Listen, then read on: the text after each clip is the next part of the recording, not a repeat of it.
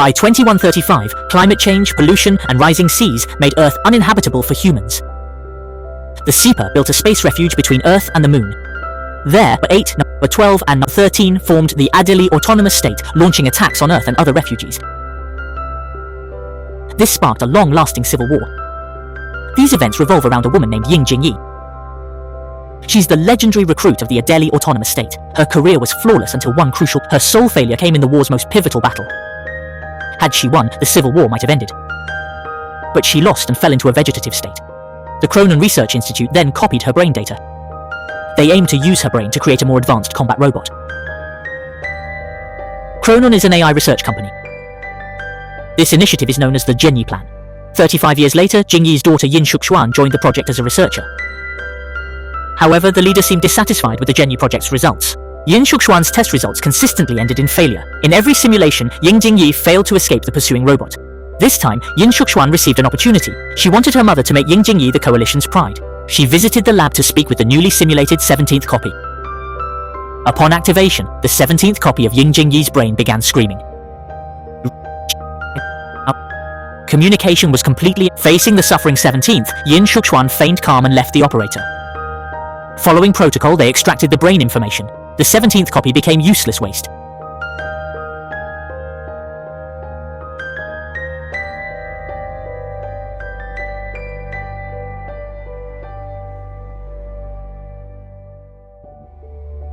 Returning, the operator admitted being Ying Jingyi's fan. He spoke truthfully, so Yin Shuxuan revealed something about Ying Jingyi. Actually, Ying Jingyi never wanted to be an employee. She did it all for her daughter's sake. Yin Shuxuan had lung cancer as a child, needing costly surgery. Being an employee was the quickest way to earn money. She was gradually forced into this situation. On Yin's surgery day, Ying failed. The cancer had spread. The doctor gave her only 3 months to live. She asked if there were any other options. The doctor mentioned 2 ways to proceed. One was to copy brain data and transfer it elsewhere. These 2 methods were considered humane. It involved selling brain data to a company. The company would clone a person, not seen as independent. After her mother died, the poor grandmother was tricked into signing the 3rd type of agreement.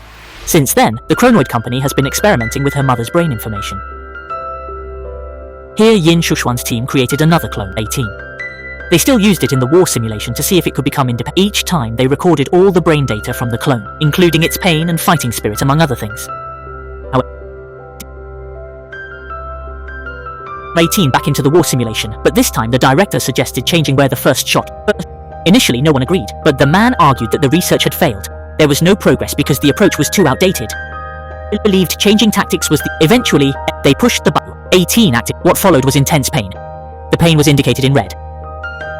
As the battle went on, Yin Jingyi's will to fight increased, shown in green.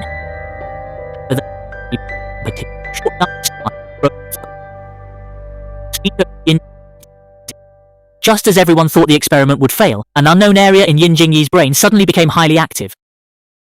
Where'd it go?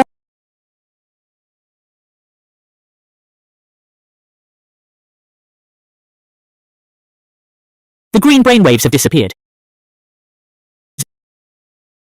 But in the last test, Yin Jingyi was still killed. Though still a failure, this newly discovered area will be their next focus. The man instructed technicians to mark this area yellow for key observation next time. However, the chairman informed Xu Xuan and the director that the medical project was ending. There's no more fighting on the horizon.